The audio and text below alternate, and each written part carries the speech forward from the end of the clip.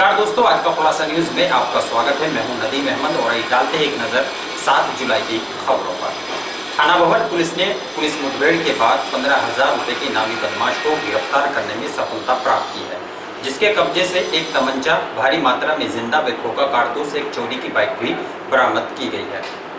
गत सोमवार देर रात्रि थाना भवन पुलिस ने पुलिस अधीक्षक के आदेश पर चलाए जा रहे चेकिंग अभियान में क्षेत्र के जलालाबाद लोहारी से गौशाला को और जाने वाले रास्ते पर सेल्समैन ऑफिसर कपिल कौशिक की हत्या में वांछित चल रहे 15,000 रुपए की नामी बदमाश को गिरफ्तार करने में सफलता प्राप्त की है। पुलिस की बदमाश के साथ मुठभेड़ हुई है, जिसमें बदमाश शाहजेब पुत्र शमशाद उर्फ चंपत निवासी तीतरो जनपद सहारनपुर को मुठभेड़ के बाद गिरफ्तार किया गया है। घायल बदमाश को सामुदायिक स्वास्थ्य केंद्र में भर्ती कराया गया। पुलिस ने पकड़े गए बदमाश के पास से एक चोरी की बाइक, अवैध देशी तमंचा, भारी मात्रा में खोखा व जिंदा कारतूस बरामद किया है।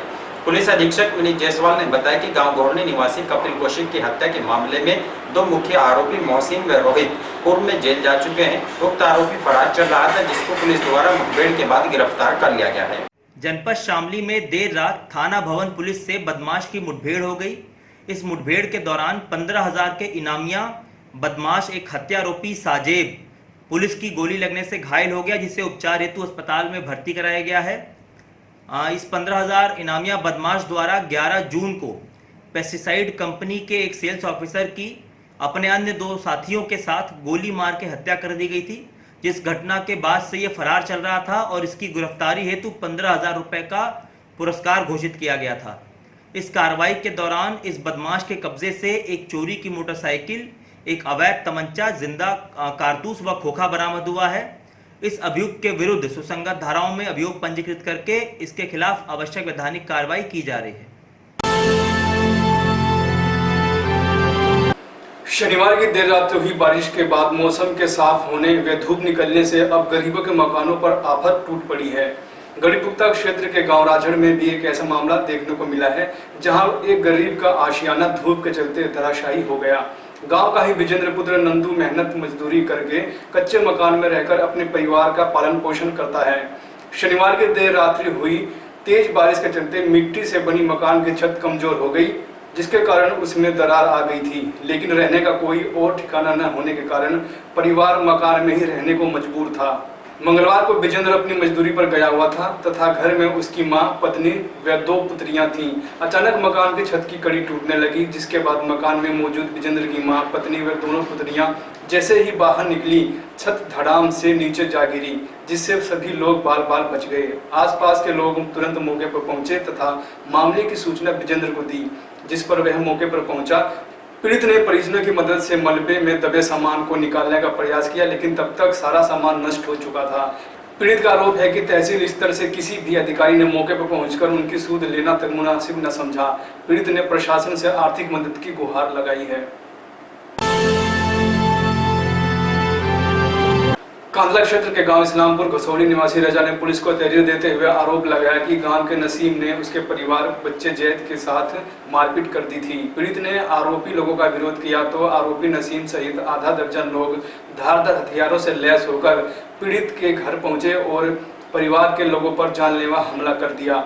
पीड़ित के मुताबिक आरोपी लोगों ने धारदार हथियारों व लाठी डंडों से जमकर मारपीट की, जिसमें परिवार की महिला सजीदा, सादाब, तौसीफ, यूसुफ, सरफराज गंभीर रूप से घायल हो गए।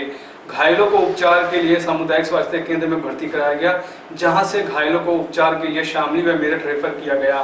पीड़ित रजा के द्वारा दी गई तहरीर के आधार पर पुलिस ने आरोपी नसीम, तहसीम, वसीम, खुर्शीद, अनीस, फिरदौस सहित आधा दर्जन लोगों पर अभियोग दर्ज कर कार्रवाई शुरू कर दी है। थाना प्रभारी कर्मवीर सिंह का कहना है कि पुलिस ने अभियोग दर्ज कर आरोपी लोगों की तलाश शुरू कर दी है।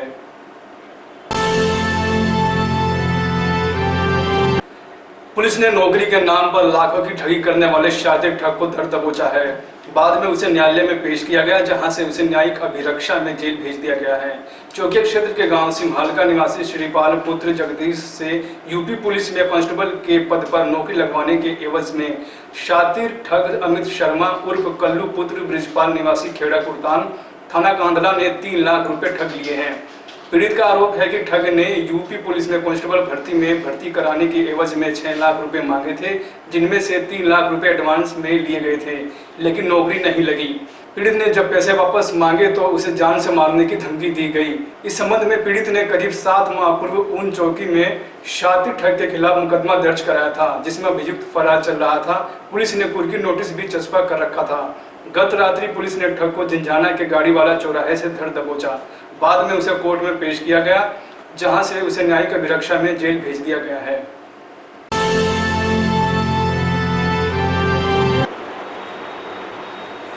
शहर के वीवीपीजी कॉलेज में वन महोत्सव सप्ताह के अंतर्गत पौधारोपण कार्यक्रम का आयोजन किया गया, जिसमें मुख्य अतिथि के रूप में पहुंची जिलाधिकारी जसजीत कौर ने कॉलेज प्रांगण में पौधे लगाकर उनकी देखभाल करने का भी आह्वान किया है।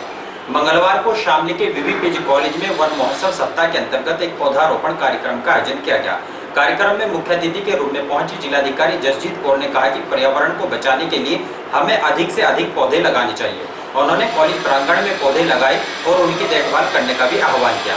इस अवसर पर उन्होंने कॉलेज प्रबंध समिति के सदस्यों के साथ भी पौधे लगाए हैं। मौके पर प्रधानाचार्य डॉक्टर वंदना, प्रबंधक समिति के सचिव दीपक जैन, अध्यक्ष नवनीत जैन आदि मौजूद रहे। इसके अलावा रोटरी क्लब शामली द्वारा भी कॉलेज परिसर में वृक्षारोपण कार्यक्रम किया गया। हिंदू स्वराज सेना के पदाधिकारियों ने धोखेबाज चीन से बदला लिए जाने की मांग को लेकर देश के प्रधानमंत्री को संबोधित एक ज्ञापन जिलाधिकारी जसजीत कौर को सौंपा। ज्ञापन में उन्होंने कहा कि चीन ने भारत की सीमाओं पर कब्जा किया है। इन सब चीजों का हिंदू सम्राट सेना पुरजोर विरोध करती है। भारत के जवान बॉर्डर पर चीन का मुकाबला कर रहे हैं, पूरे भारत की सुरक्षा कर रहे हैं। उन वीर जवानों के लिए स्वराज सेना हमेशा तैयार है। वे भारत के जवानों के साथ कंधे से कंधा मिलाकर खड़े हैं और गद्दारों से लड़ने के लिए तैयार है। उन्होंने चीन से निर्मित चीजों को देश में न बिकने जाने पर भी प्रतिबंध लगाए जाने के लिए मांग की। इस अवसर पर जिला अध्यक्ष मनीष मित्तल, मुकेश जोशी आदि भी मौजूद रहे हैं।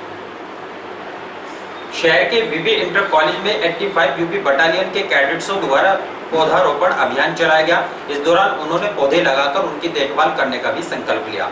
मंगलवार को शामली के वीवी इंटर कॉलेज में lieutenant Rajnish Kumar, deputy officer doctor Vijay Kumar के नेतृत्व में एनसीसी कैडेटों द्वारा वृक्षारोपण अभियान चलाया गया। इस दौरान उन्होंने स्कूल के क्रीड़ा मैदान, मां सरस्वती मैदान, बालिका शाखा में पौधे लगाए। मौके पर विद्यालय के प्रबंधक संजय संगल और प्रधानाचार्य एसके आर्य ने कैडेटों को संबोधित करते हुए कहा कि आज वृक्षारोपण की अत्यधिक आवश्यकता है, क्योंकि मानव ने अपने निजी स्वार्थों की पूर्ति के लिए जिस तरह से वनों और वृक्षों का कटान किया है, उससे पर्यावरण संतुलन बिगड़ गया है। वृक्ष मानव के जीवन के लिए सबसे अच्छे मित्र हैं, जो हमें जीवन के लिए प्राण वायु, फल, सब्जियां, औषधि व अन्य चीजें उपलब्ध कराते हैं। दरअसल जो 5 जुलाई से वृक्षारोपण का प्रोग्राम चल रहा है, उसी के अकॉर्डिंग हमारे जो कमान अधिकारी है कर्नल आर के अनुज, उन्हीं के दिशा निर्देश के अनुसार हमारे जितने भी कॉलेजेस हैं 85 यूपी बटालियन एनसीसी शामली के अंतर्गत जो आने वाले हैं, उन सब में वृक्षारोपण का कार्यक्रम चल रहा है 5 तारीख से। उसी कड़ी में आज हम वीवी इंटर कॉलेज में यहाँ पर वृक्षारोपण कर रहे हैं, जिसमें माँ सरस्वती पार्क, जहाँ पर हम खड़े हुए हैं यहाँ पर, और प्रेयर ग्राउंड और पीछे बालिका शाखा है, वहाँ पर सभी में सागौन के जो पौधे हैं वो लगाए जा रहे हैं। शामली के बीएसएम पब्लिक स्कूल में अध्यापक व अभिभावक सभा का आयोजन किया गया, जिसमें अभिभावकों को ऑनलाइन दी जाने वाली शिक्षा के प्रति जागरूक किया गया। मंगलवार को शहर के बीएसएम पब्लिक स्कूल में अध्यापक व अभिभावकों की सभा का आयोजन किया गया। कार्यक्रम में सोशल डिस्टेंसिंग का पूर्ण रूप से पालन किया गया। इस दौरान अध्यापक और अभिभावकों को सरकार के निर्देशानुसार ऑनलाइन पढ़ाई के प्रति जागरूक किया गया, ताकि बच्चे अपनी पढ़ाई सुचारू रूप से जारी रख सकें। अधिकतर अभिभावकों ने अपने बच्चों के प्रति अपनी कर्तव्य निष्ठा का परिचय देते हुए कार्यक्रम को सफल बनाया। सभी अभिभावकों ने अपने मन में उठी शंकाओं का भी निवारण किया। सभी वर्ग के छात्र छात्राओं ने अपने अध्यापकों से पढ़ाई में आने वाली रुकावट व अध्ययन के लिए ऑनलाइन माध्यम की पूर्ण जानकारी प्राप्त की। स्कूल के चेयरमैन सूर्यवीर सिंह ने कहा कि अनुशासित जीवन जीने के लिए काफी आवश्यकता पड़ती है। मौके पर प्रधानाचार्य राजकुमार भी मौजूद रहे हैं। एक व्यक्ति ने कोतवाली पुलिस को तहरीर देकर बजरंग दल के कार्यकर्ताओं पर दबंगई दिखाते हुए मारपीट करने का आरोप लगाया है। पीड़ित ने मामले में जांच कर कार्रवाई किए जाने की मांग की है। मंगलवार को शहर कोतवाली क्षेत्र के मोहल्ला नोकुआ रोड निवासी सोनू पुत्र विशंबर ने कोतवाली पुलिस को तहरीर देकर बताया कि सवेरे वह अपने घर के बाहर खड़ा था, तभी राजपाल व उसके पुत्र राजेश्वर, परवेश और चाहत पुत्र राजेश, चिराग पुत्र परवेश वहां पहुंचे, जिन्होंने गाली गलौज शुरू कर दी। आरोप है कि उक्त व्यक्ति बजरंग दल के सक्रिय सदस्य हैं, जो अवैध रूप से गोमांस बेचने का कार्य करने वाले लोगों को संरक्षण देते हैं।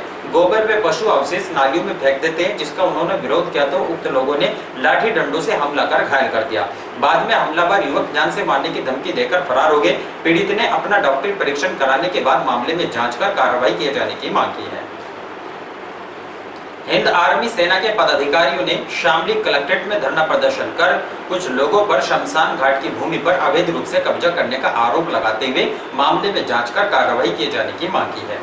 मंगलवार को हिंद आर्मी सेना के पदाधिकारियों ने शामली कलेक्ट्रेट में धरना प्रदर्शन किया। इस दौरान उन्होंने डीएम को प्रार्थना पत्र देकर बताया कि गांव इस्लामपुर घोसोली में कुछ दबंगों द्वारा शमशान घाट की भूमि पर अवैध रूप से कब्जा कर रखा है, जिसमें अंतिम संस्कार करने में परेशानी होती है। इसके अलावा उन्होंने ग्राम प्रधान पर विकास कार्य न कराए जाने का भी आरोप लगाया। मौके पर नितिन स्वामी, अमरपाल, शुक्रमपाल आदि मौजूद रहे हैं।